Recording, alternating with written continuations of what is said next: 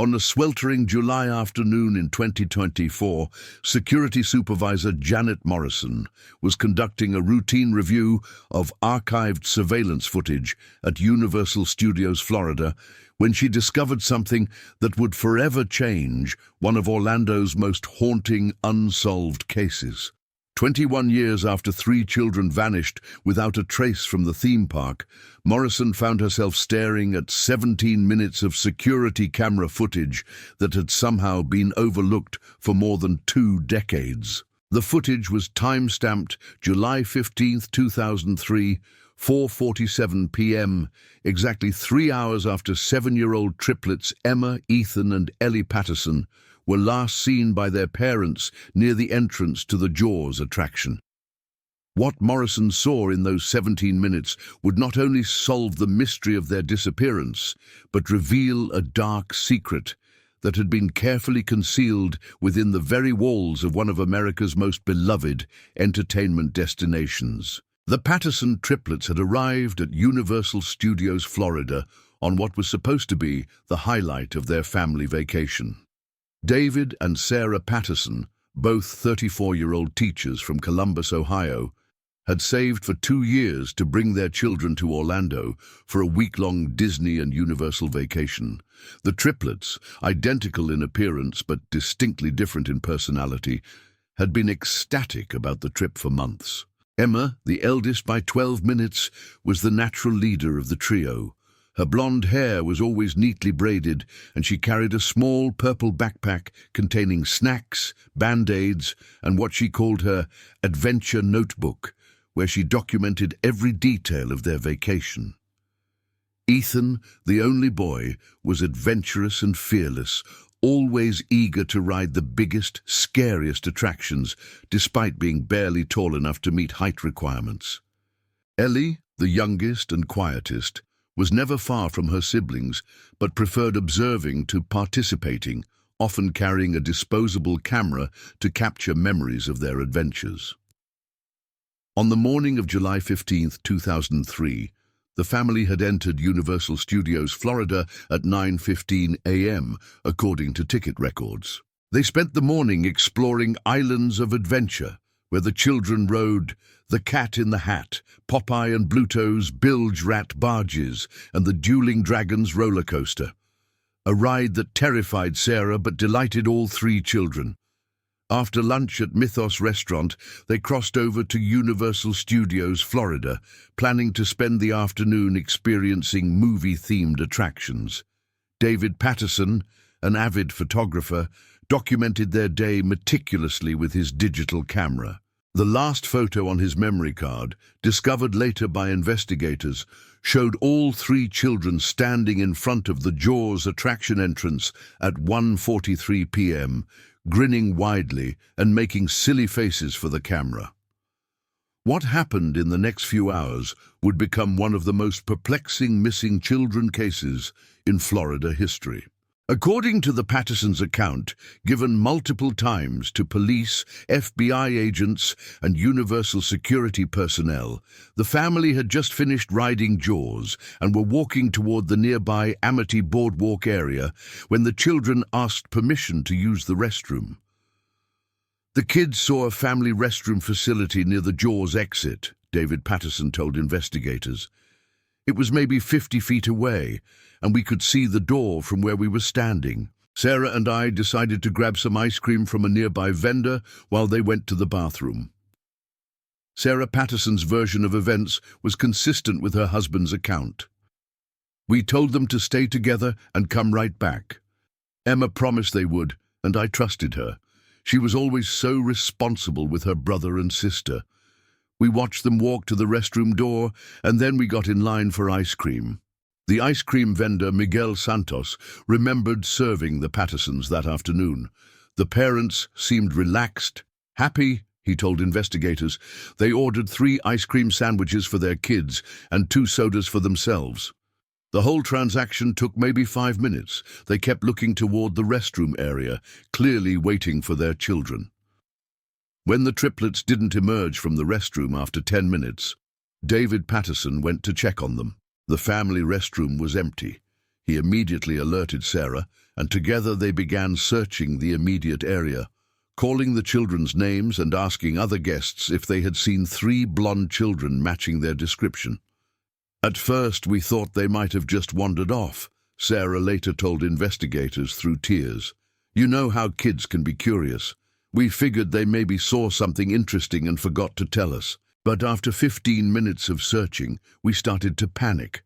The Pattersons alerted Universal Security at 2:18 p.m., according to official incident reports.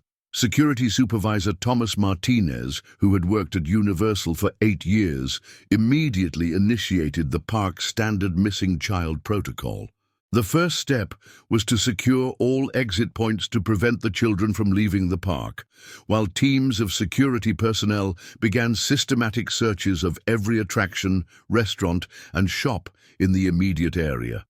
In my experience, missing children cases at theme parks usually resolved within 30 minutes, Martinez later testified. Kids get distracted, parents misunderstand where they were supposed to meet, or families simply miss each other in crowded areas. But this case was different from the beginning. 3 children disappearing simultaneously, children who were described as exceptionally well-behaved and responsible, suggested something more serious. By 3 p.m., Universal had activated their emergency response protocol. All rides and attractions in the area were temporarily halted, while security personnel conducted thorough searches. The Orange County Sheriff's Office was notified, and the first law enforcement officers arrived at the park at 3:24 p.m. Detective Lisa Rodriguez, a specialist in missing children cases with 12 years of experience, took charge of the investigation. Her first action was to interview the Pattersons extensively while the trail was still fresh. She immediately noted several factors that concerned her. The timeline was very tight, Rodriguez later explained. The children went to the restroom at approximately 1:50 p.m. and were discovered missing by 2:05 p.m. That's a 15-minute window for 3 children to completely vanish from a secured area with multiple security cameras and hundreds of witnesses. Rodriguez's second concern was the children's established behavior patterns. According to teachers, family friends, and relatives interviewed later, the Patterson triplets were unusually obedient and safety-conscious children. They had never wandered off before, always stayed together, and consistently followed their parents' instructions. These weren't impulsive kids, said their teacher, Mrs. Henderson, during a phone interview with detectives. Emma especially was like a little mother to her siblings. If I had to pick 3 children least likely to disobey their parents and wander off alone, it would be the Patterson triplets. The initial search of Universal Studios Florida involved more than 200 personnel, including park security, Orange County deputies, FBI agents, and volunteer search teams. Every building, attraction, storage area, and restricted zone was meticulously examined. Sniffer dogs were brought in to trace the children's scent, which led from the restroom area to a service corridor behind the Jaws attraction, then mysteriously disappeared. The dogs tracked the scent to a loading dock area used for maintenance and deliveries, explained K-9 handler Officer James Wright. But at that point, the trail went cold. It was as if the children had simply vanished into thin air. The search expanded beyond Universal property by 6 p.m. Roadblocks were established on major highways leading out of Orlando. An Amber Alert was issued statewide, and the children's photos were broadcast on every television and radio station in Central Florida. The FBI's Child Abduction Rapid Deployment Team was activated, bringing additional resources and expertise to the investigation. During the first 48 hours, investigators conducted more than 300 interviews with Universal employees, guests who had been in the area, and anyone who might have had contact with the family. Security footage from dozens of cameras throughout the park was reviewed frame by frame. Credit card records, phone records, and travel documents were analyzed for any suspicious activity. The security footage review initially seemed promising. Cameras clearly showed the Patterson family's movements throughout the morning and early afternoon.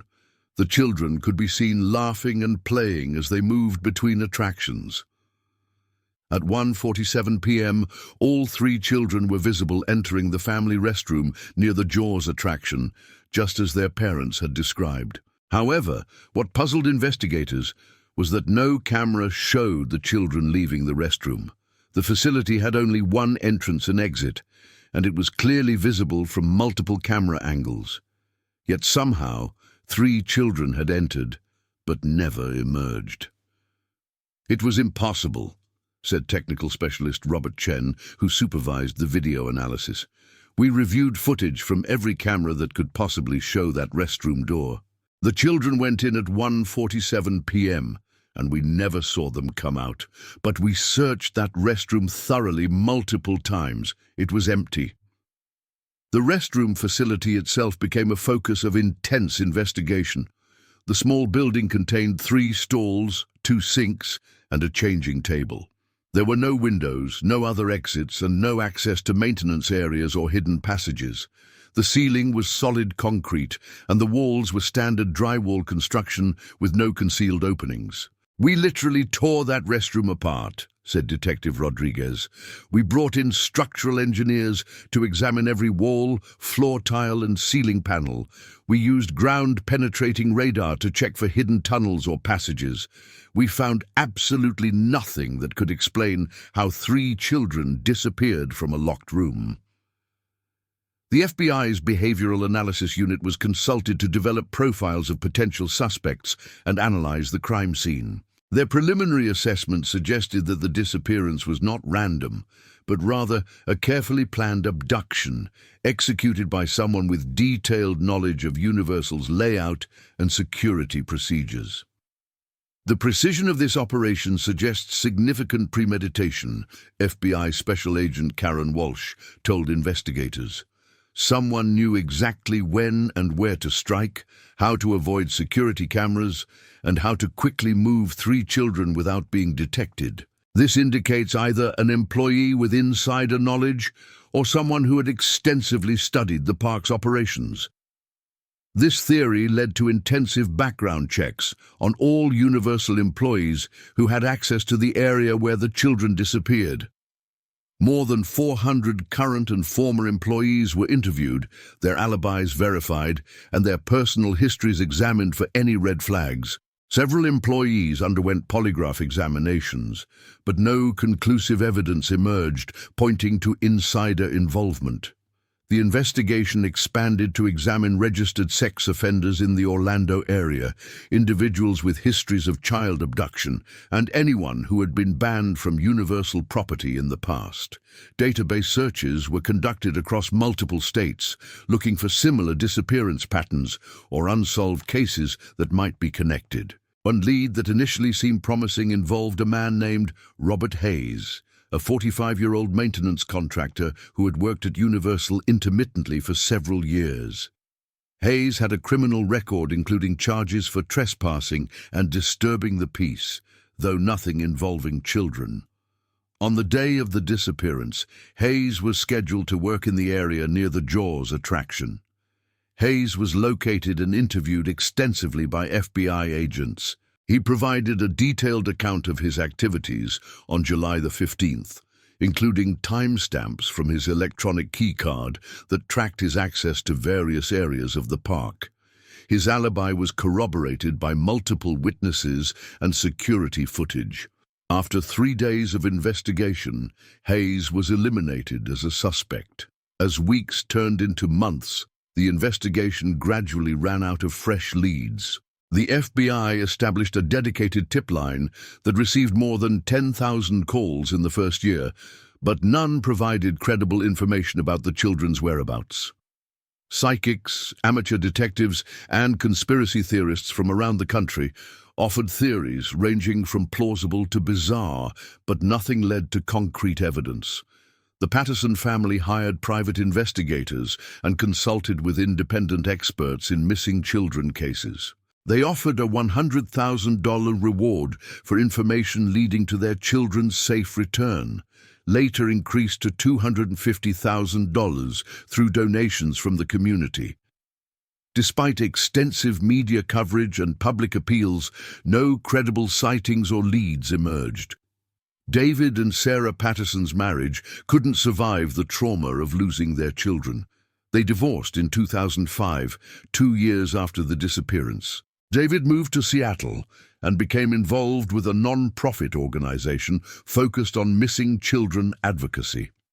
Sarah remained in Columbus, eventually becoming a counselor specializing in trauma and grief. "We never stopped looking," Sarah said during a 2013 interview on the 10th anniversary of the disappearance. "Every day, I wonder if they're out there somewhere, if they remember us, if they know we never gave up hope.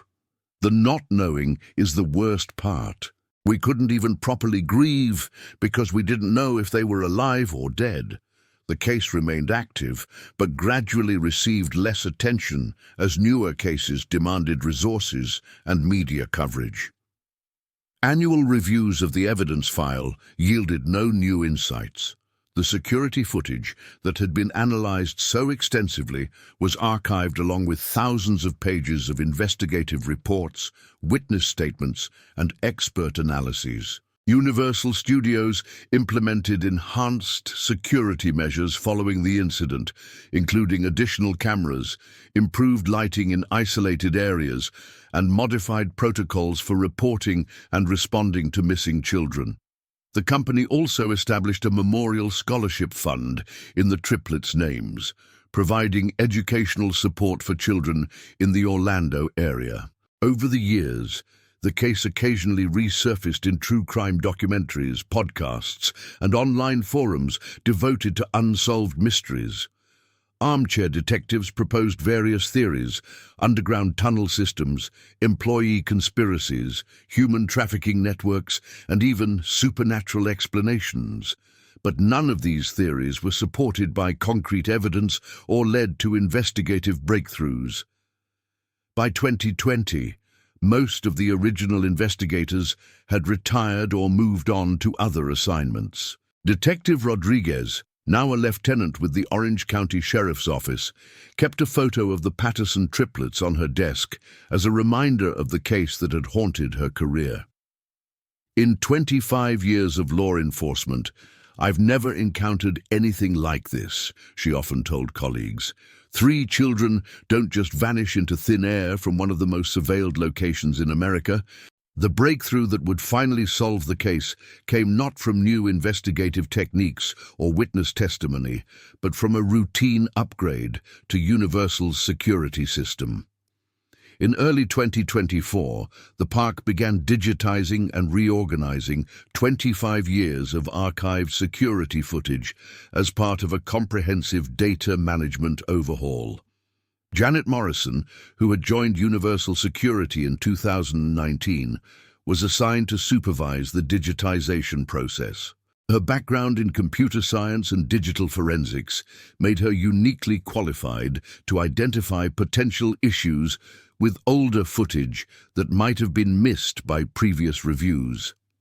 "I was specifically looking for corrupted files, missing timestamps, or footage that might have been mislabeled or filed incorrectly," Morrison later explained. With technology from 2003, there were often technical issues that could result in footage being overlooked or improperly archived. Morrison's systematic review of the July 15, 2003 archive revealed what appeared to be a significant oversight. There were 17 minutes of footage from a service corridor camera that had never been included in the original investigation files. The footage was time-stamped from 4:47 p.m. to 5:04 p.m., nearly 3 hours after the children's disappearance. "Initially, I assumed the footage wasn't relevant because of the timing," Morrison said. "But something about it seemed off. The corridor was supposed to be restricted to authorized personnel only, but the footage showed unusual activity that didn't match normal maintenance schedules." Morrison's decision to carefully review those 17 minutes of previously overlooked footage would finally provide answers to questions that had tormented investigators, the Patterson family, and the public for more than 2 decades. What she discovered would not only solve the mystery of the triplets' disappearance, but expose a conspiracy that reached into the highest levels of Universal's corporate structure. The footage showed a service corridor that connected several backstage areas of Universal Studios Florida. This particular corridor was primarily used for moving supplies and equipment between different sections of the park without disrupting guest areas. Access was strictly controlled, requiring special keycards and authorization from security supervisors. At 4:47 p.m. on July 15, 2003, the camera captured 2 men in Universal maintenance uniforms wheeling a large laundry cart through the corridor. The men moved quickly and purposefully, and their behavior seemed nervous and agitated. More significantly, the cart appeared to be much heavier than typical laundry loads, requiring both men to maneuver it, despite being on smooth concrete flooring. Morrison enhanced the footage using modern digital analysis tools that weren't available in 2003. The improved clarity revealed details that would have been impossible to detect with the technology of 2 decades earlier. Most crucially, she could make out what appeared to be a small hand protruding briefly from the laundry cart before being quickly pushed back inside. "When I saw that hand, I knew immediately what I was looking at," Morrison later told investigators. "After reading the case files extensively, I recognized that we were potentially seeing the Patterson triplets being moved through the service corridors hours after they had disappeared." Morrison immediately contacted her supervisor and the Orange County Sheriff's Office. Within hours, the footage was being analyzed by FBI digital forensics experts using the most advanced enhancement technology available. Their analysis confirmed Morrison's initial observations and revealed additional disturbing details. The enhanced footage clearly showed that the laundry cart was not moving smoothly, as would be expected with inanimate cargo.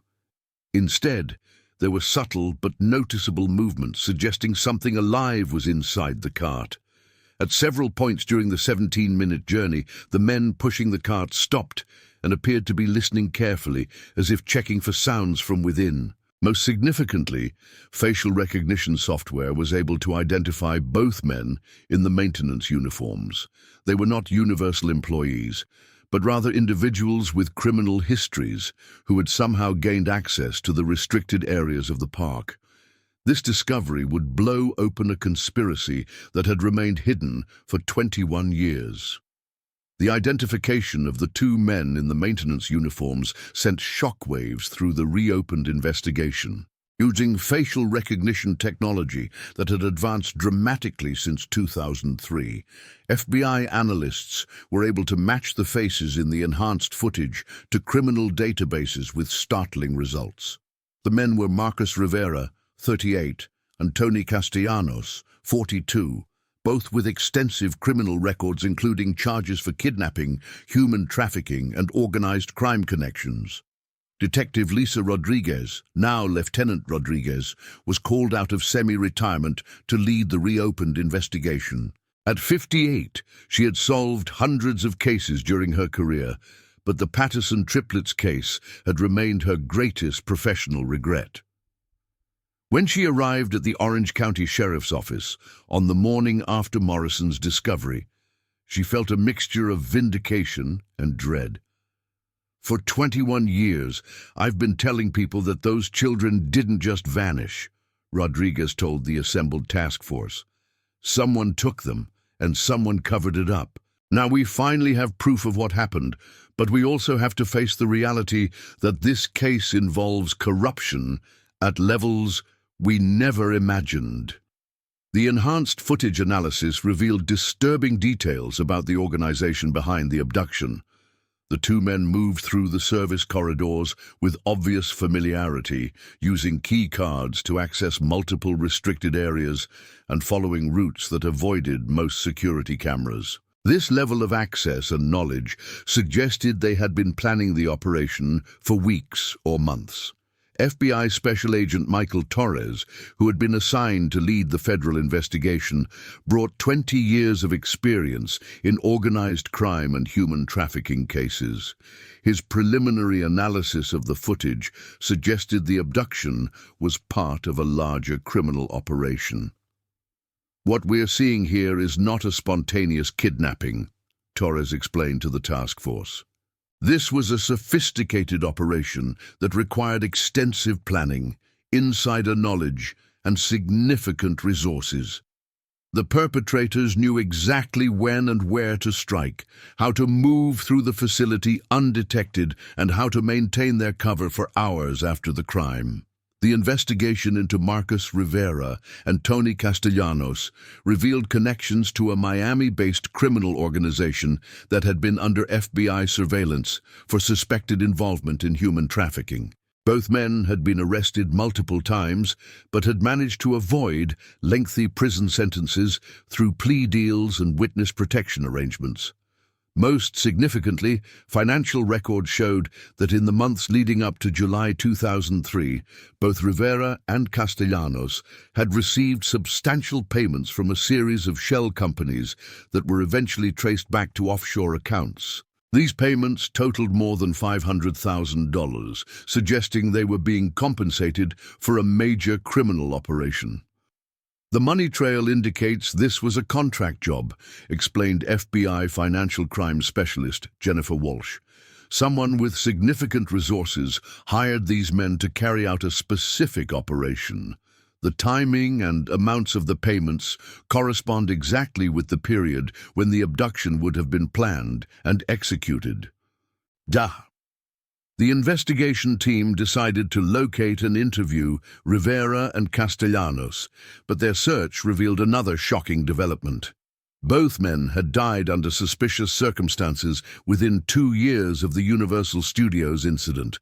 Rivera was killed in a car accident in Miami in December 2004, and Castellanos died of an apparent drug overdose in Jacksonville in March 2005. Two key perpetrators dying within 18 months of committing a major crime is not a coincidence, Torres noted. This suggests that whoever hired them wanted to eliminate potential witnesses who could expose the operation. The team's attention turned to identifying the source of the payments and uncovering who had ordered the abduction. Financial investigators traced the shell companies through multiple layers of corporate structures, eventually identifying a pattern of ownership that led to several prominent individuals in the entertainment and hospitality industries. A name that emerged repeatedly in the financial analysis was Vincent Carbone, a 52-year-old businessman who had operated several consulting firms that provided security and logistics services to major entertainment companies, including Universal Studios. Carbone had no criminal record, but his business relationships and financial transactions raised numerous red flags. Carbone's companies received millions of dollars in contracts from Universal and other theme parks throughout the 1990s and early 2000s, explained Walsh. But many of these contracts were for vaguely defined services, and the invoicing patterns suggest possible money laundering or payment for illegal activities. The investigation into Carbone revealed connections to a network of wealthy individuals who were suspected of involvement in international child trafficking rings. These connections were primarily financial: investments in shared business ventures, payments through intermediary companies, and attendance at exclusive private events. FBI agents conducting surveillance of Carbone's current activities discovered that he had maintained an unusually low profile since 2005. Despite having been a prominent figure in Orlando's business community during the 1990s and early 2000s, he had withdrawn from public life and moved most of his operations to international locations. Carbone's behavior pattern is consistent with someone who committed a major crime and has been trying to avoid detection, Torres observed. His withdrawal from the Orlando business community coincides almost exactly with the deaths of Rivera and Castellanos. As investigators delved deeper into Carbone's background, they uncovered evidence of a sophisticated criminal network that had been operating within the entertainment industry for decades. The network appeared to specialize in providing children to wealthy clients who were willing to pay enormous sums for access to minors. The investigation revealed that Universal Studios had unknowingly provided the perfect cover for these operations. The massive crowds, complex layout, and numerous service areas created opportunities for criminals to operate without detection. More disturbing was evidence suggesting that some Universal employees had been compromised through bribery or blackmail. Personnel records from 2003 showed several Universal employees who had received unexplained financial windfalls around the time of the Triplets' disappearance. These employees had purchased expensive cars, homes, or taken elaborate vacations that seemed inconsistent with their salaries. One employee who drew particular attention was Derek Morrison, a security supervisor who had been responsible for monitoring the service corridors where the abduction had taken place. Morrison had purchased a $80,000 BMW and a vacation home in the Bahamas within 6 months of the incident, despite earning a $35,000 annual salary. When investigators attempted to interview Morrison, they discovered he had died in a boating accident in the Bahamas in 2007. His death had been ruled accidental, but the timing and circumstances raised suspicions among the investigation team. "We're seeing a pattern of key witnesses and potential accomplices dying under suspicious circumstances," noted Rodriguez. "This suggests a systematic effort to eliminate anyone who could expose the truth about what happened to those children." The investigation expanded to examine other unsolved missing children cases from theme parks and entertainment venues across Florida and other states. Using the financial patterns and operational methods identified in the Patterson case, investigators discovered potential connections to at least 12 other disappearances between 1998 and 2006. "We may be looking at a serial operation that targeted children at entertainment venues across multiple states," Torres explained to FBI supervisors. The Universal Studios case might just be one incident in a much larger criminal enterprise.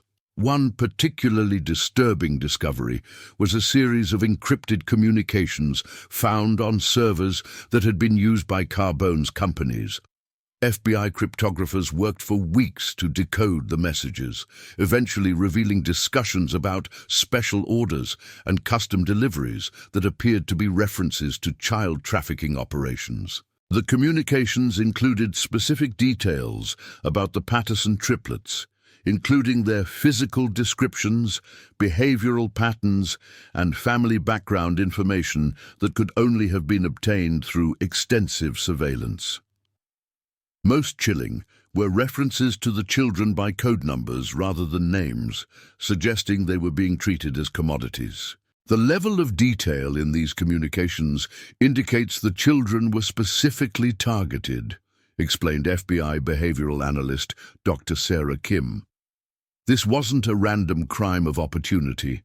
Someone had observed the Patterson family, studied their routines, and identified the children as suitable for their purposes. The investigation team realized they needed to determine the ultimate destination of the children and whether they might still be alive. Age progression specialists created updated images showing how Emma, Ethan, and Ellie would appear at age 28, and these images were distributed to law enforcement agencies worldwide. The breakthrough in tracking the children's fate came from an unexpected source. International law enforcement cooperation had increased dramatically since 2003, and databases that hadn't existed during the original investigation now contained information that could be cross-referenced with the Patterson case. Interpol records showed that in August 2003, just 1 month after the Universal Studios disappearance, 3 American children matching the triplets' descriptions had been documented entering Romania through a private airport. The children were traveling with adults who presented apparently legitimate documentation, but the timing and circumstances raised immediate red flags. The Romanian connection opened up an entirely new dimension of the investigation, Torres explained.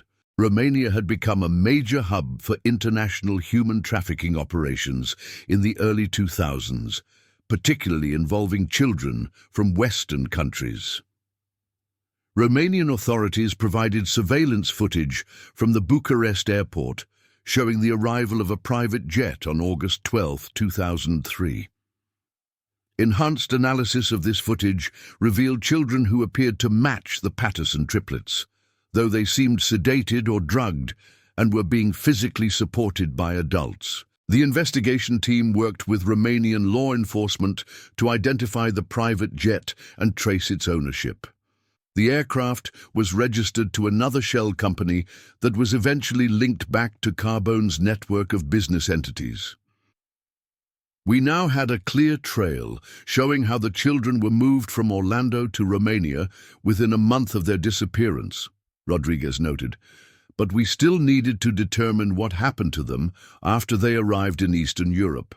Romanian authorities conducted extensive searches of properties that had been owned or leased by individuals connected to the trafficking network.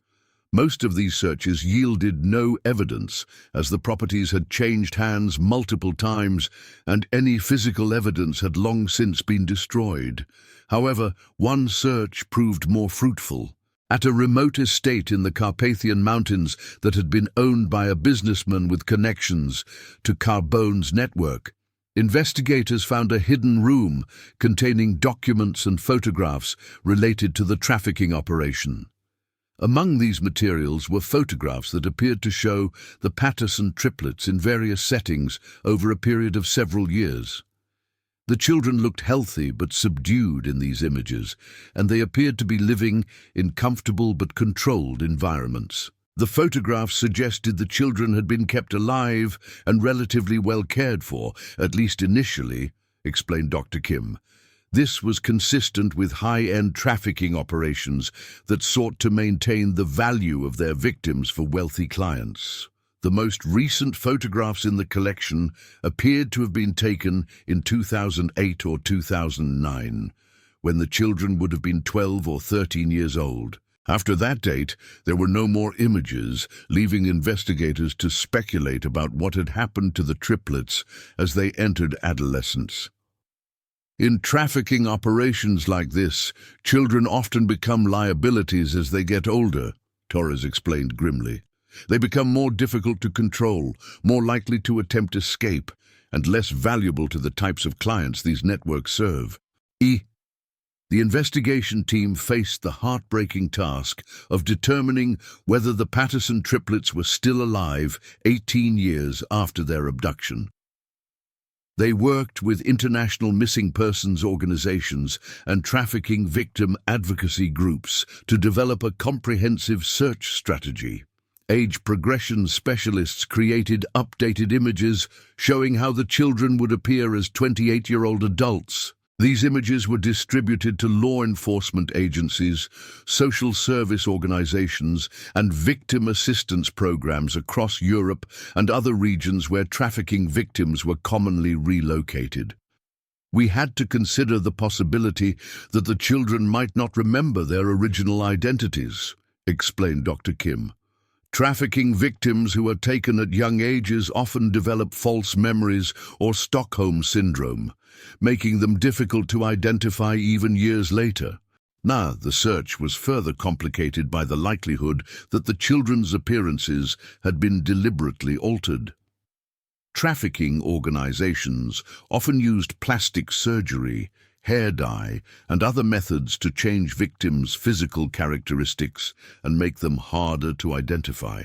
Despite these challenges, the investigation team remained determined to find answers for the Patterson family. David and Sarah Patterson, now both in their 50s, were informed about the major developments in the case and provided with counseling support as they processed the disturbing revelations about their children's fate. Learning the truth about what happened was both a relief and a nightmare, Sarah Patterson told investigators.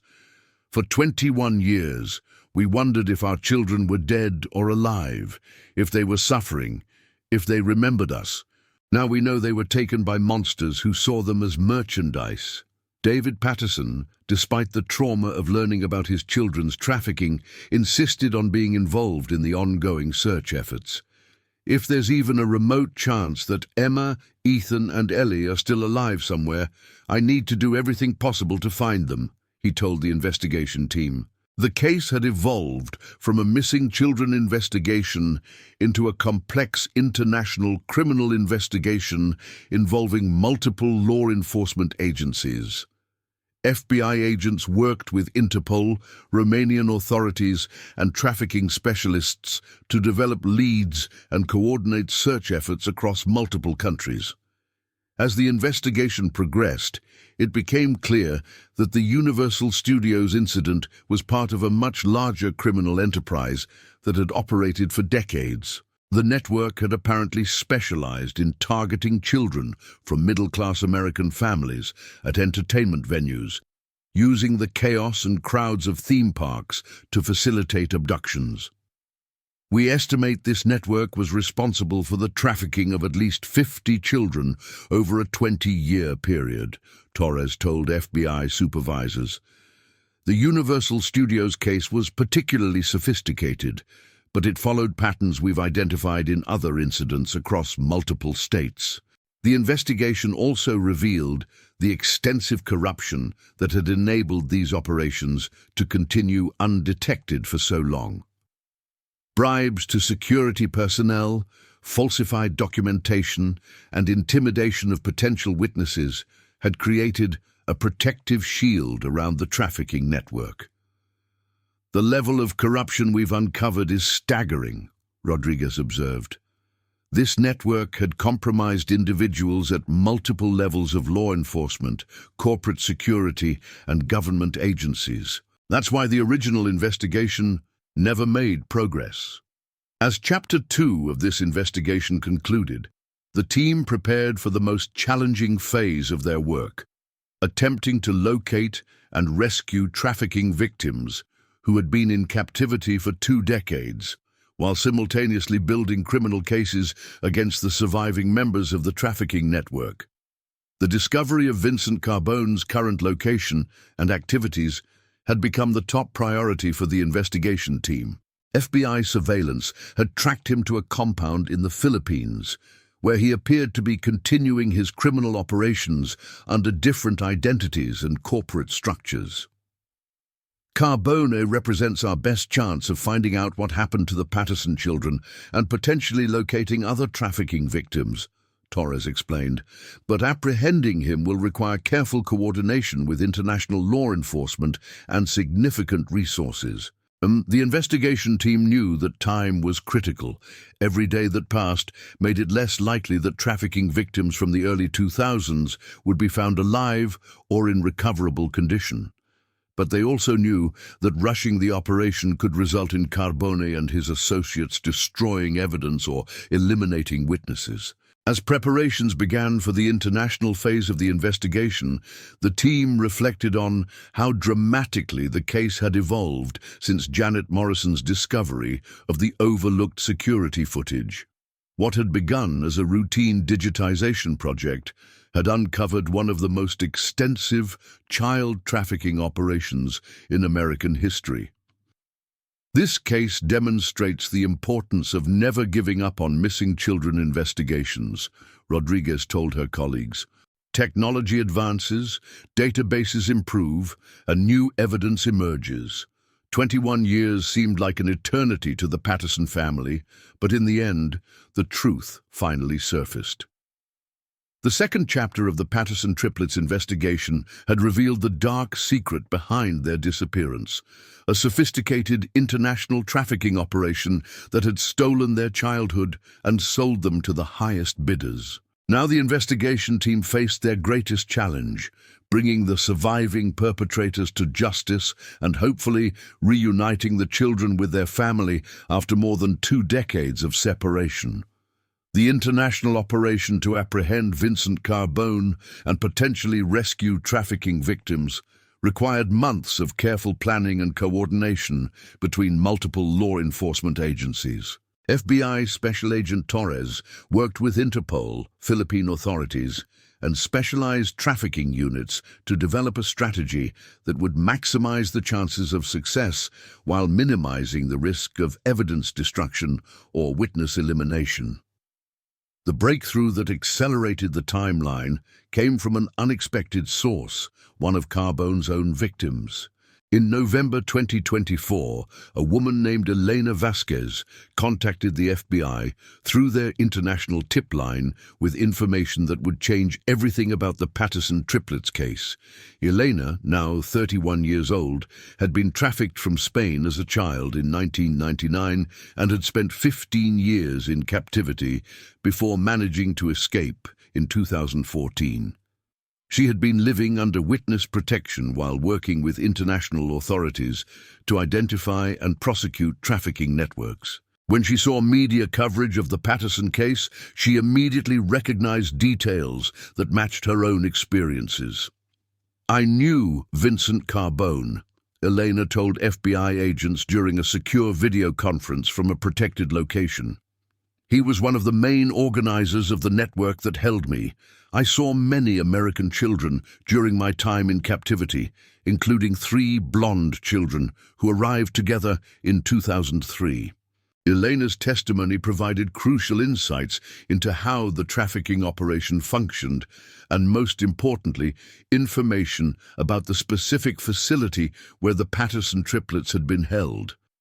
According to her account, the children had been taken to a heavily guarded compound in the Romanian mountains, where dozens of trafficking victims were kept under strict surveillance. The American triplets were kept separate from most other children because they were considered high value, Elena explained.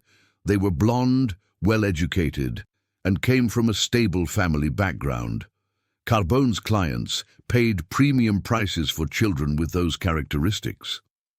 Elena's description of the compound matched intelligence that Romanian authorities had gathered about a facility that had been raided in 2010. However, by the time law enforcement arrived, the facility had been abandoned and most evidence had been destroyed.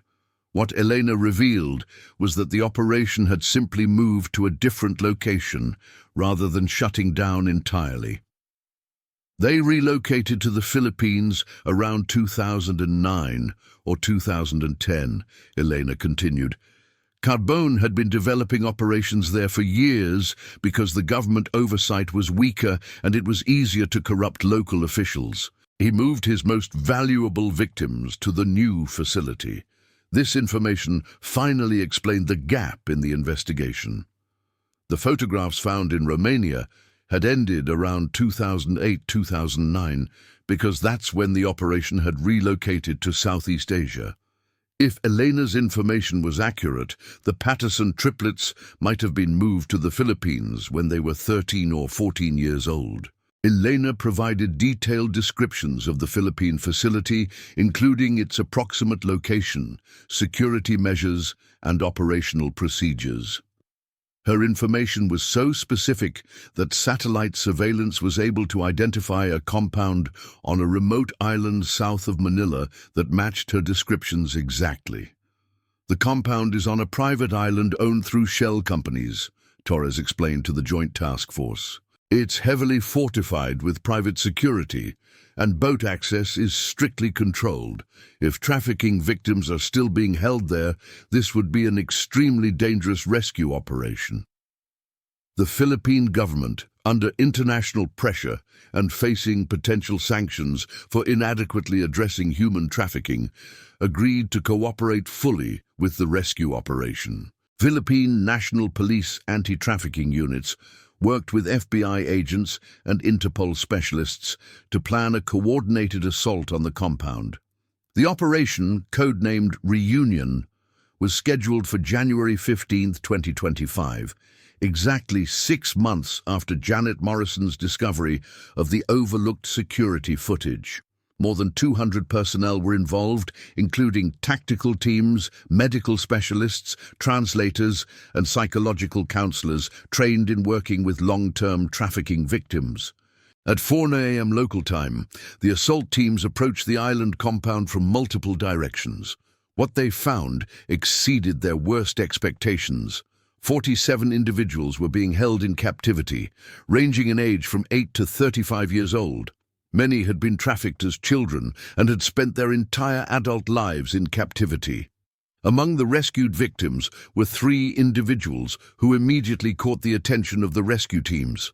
They appeared to be in their late 20s, had blonde hair that showed signs of repeated dyeing, and bore physical characteristics that could match the Patterson triplets. However, their faces had been surgically altered, and they showed no recognition when shown photographs of David and Sarah Patterson. The psychological conditioning was extensive, explained Dr. Sarah Kim, who was part of the rescue operation. These individuals had been given new identities, false memories, and had been systematically isolated from any connection to their previous lives. They genuinely believed they were someone else. The 3 potential Patterson triplets identified themselves as Alex, Morgan, and Jordan, gender-neutral names that had been assigned to them years earlier.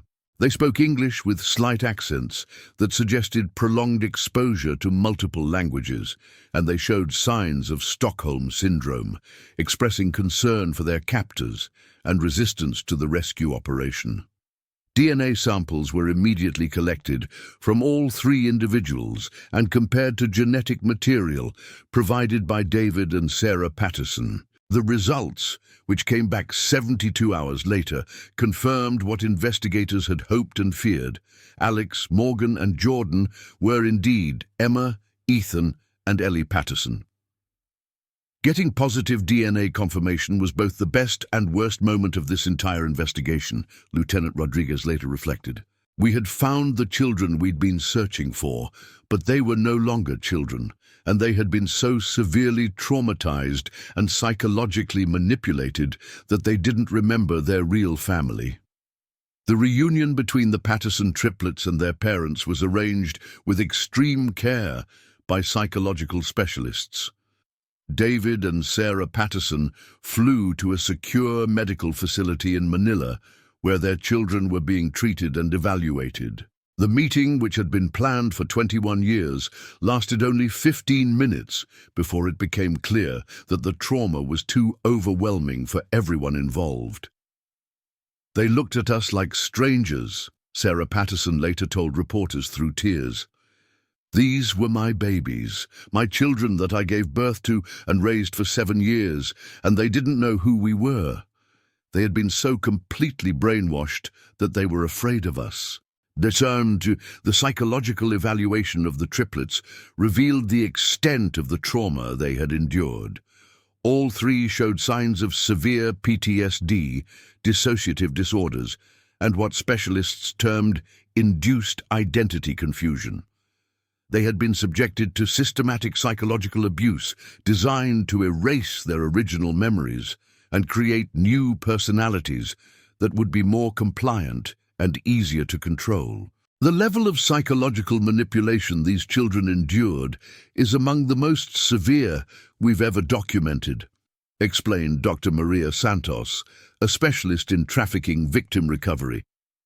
They were essentially subjected to a form of ongoing psychological torture designed to completely reshape their sense of identity and reality. The medical examinations also revealed evidence of extensive physical abuse and multiple surgical procedures that had been performed to alter their appearances. Facial reconstruction specialists determined that significant changes had been made to their bone structure, and dental records confirmed multiple reconstructive procedures. Despite the trauma and psychological conditioning, small signs of their original personalities began to emerge during intensive therapy sessions. Emma, now known as Alex, showed leadership tendencies and protective instincts toward her siblings that matched descriptions from their childhood. Ethan, called Morgan, displayed the same fearless curiosity that had characterized him as a 7-year-old. Ellie, renamed Jordan, maintained the quiet, observant nature that teachers and family had remembered. Recovery will be a long-term process that may take years or even decades, Dr. Santos explained to the Patterson family. But there are encouraging signs that their core personalities survived the psychological manipulation. With intensive therapy and patient support, they may eventually be able to reclaim some connection to their original identities. The investigation into Vincent Carbone and his network continued even after the rescue operation. Carbone himself was found dead in his compound during the raid, apparently having committed suicide when he realized capture was imminent. However, extensive documentation found in his personal quarters provided evidence of the full scope of his criminal enterprise. Carbone's records revealed that his trafficking network had operated for more than 30 years and had victimized hundreds of children from dozens of countries. The Universal Studios operation had been just one of many sophisticated abductions carried out by his organization. Similar operations had been conducted at Disney World, Six Flags parks, major shopping centers, and other venues where large crowds of families gathered. We estimate that Carbone's network was responsible for trafficking more than 500 children over 3 decades, Torres announced during a press conference. The Patterson case was significant, not just because of its sophistication, but because it represents a pattern of criminal activity that affected families across multiple countries. The financial investigation revealed that Carbone's operation had generated more than $50 million in profits over the years. Wealthy clients had paid between $100,000 and $500,000 to rent or purchase children, with premium prices paid for specific characteristics like blonde hair, blue eyes, or high intelligence. The client list found in Carbone's files included prominent businessmen, politicians, entertainment industry figures, and other wealthy individuals from around the world.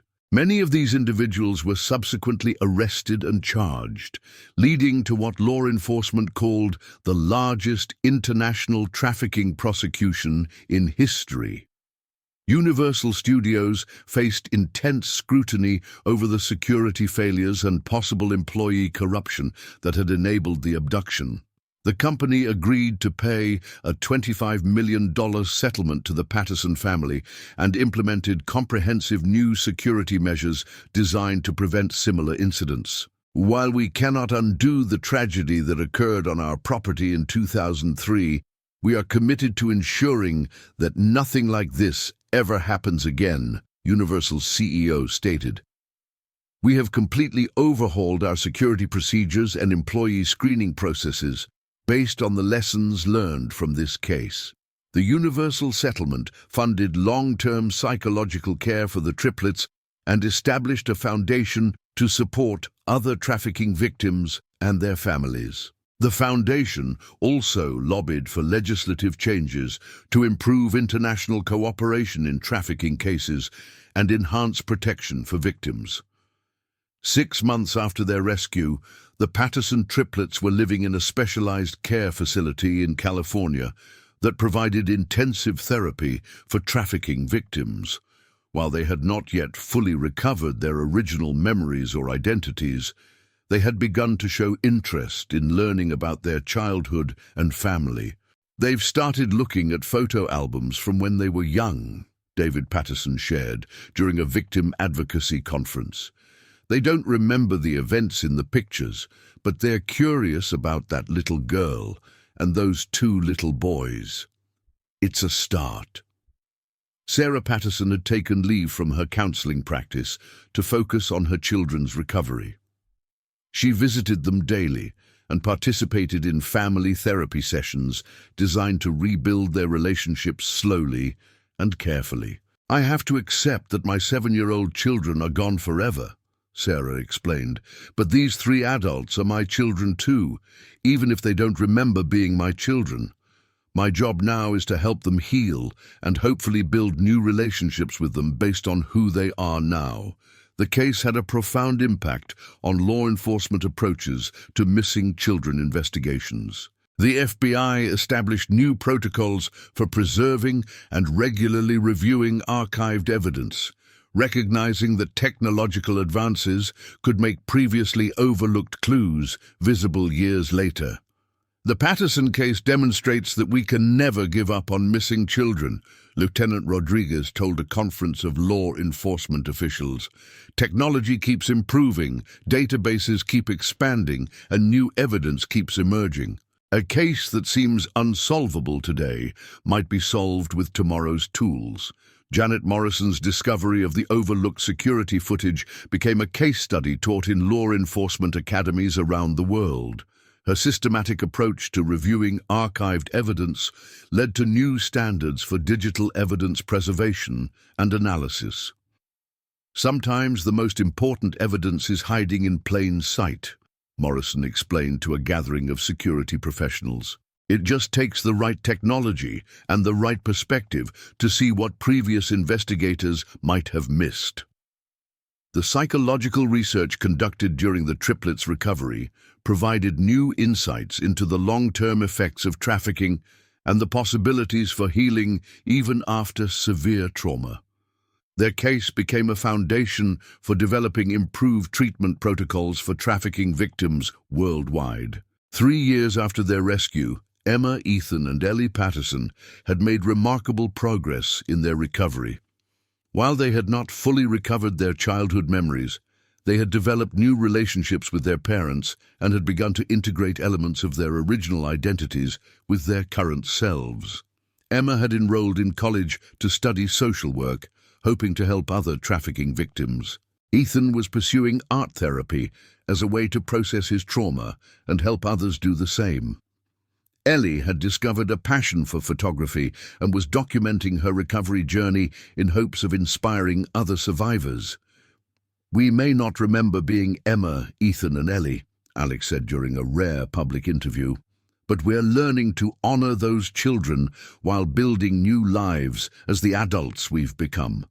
Our past was stolen from us, but our future is ours to create." The Patterson family's story became a symbol of resilience and hope for other families affected by child trafficking. Their foundation grew into an international organization that provided support for thousands of victims and their families. "Our children were taken from us for 21 years, David Patterson reflected during the foundation's 5th anniversary celebration. But they were not destroyed. They survived, they're healing, and they're using their experience to help others. That's not the ending we would have chosen, but it's an ending that gives their suffering meaning." The Universal Studios Triplets case officially closed in 2028, 5 years after the rescue operation. By that time, more than 200 members of Carbone's trafficking network had been prosecuted and convicted in courts around the world. Hundreds of victims had been identified and provided with support services, and significant reforms had been implemented in international trafficking prevention and victim recovery. Lieutenant Rodriguez, now retired but still involved in cold case consulting, kept a photo of the Patterson family on her desk, not the original missing children poster from 2003, but a recent photo showing David, Sarah, Emma, Ethan, and Ellie together at a family barbecue. "This case taught me that sometimes justice doesn't look like what we expect," Rodriguez reflected. "We didn't get the reunion we all hoped for, but we got something else. 3 survivors who refused to let evil define their lives, a family that never gave up hope, and a system that learned to do better." The security footage that Janet Morrison discovered in 2024 continued to serve as a reminder that the truth has a way of surfacing, even after decades of concealment. The 17 minutes of overlooked video that solved the case were preserved in the FBI's training archives as an example of how persistence, technology, and careful analysis can eventually overcome even the most sophisticated criminal conspiracies. The children who disappeared from Universal Studios in 2003 were found 21 years later. Morrison often told audiences when speaking about the case. They weren't the same children who had vanished, but they were alive, they were survivors, and they were finally free. Sometimes that's the best ending we can hope for. The Patterson triplets story became a testament to human resilience and the power of never giving up hope. Their recovery, while incomplete and ongoing, demonstrated that even the most severe trauma could be overcome with proper support, determination, and time. As Emma, Ethan, and Ellie continued their healing journey, they carried with them not just the scars of their ordeal, but also the strength that had enabled them to survive it. Their story would continue to inspire others for decades to come, proving that even in the darkest circumstances, the human spirit could find a way to prevail. The dark secret that had been hidden in those 17 minutes of security footage had finally been exposed, bringing justice to the victims and closure to a case that had haunted investigators for more than 2 decades. The Patterson triplets had been found.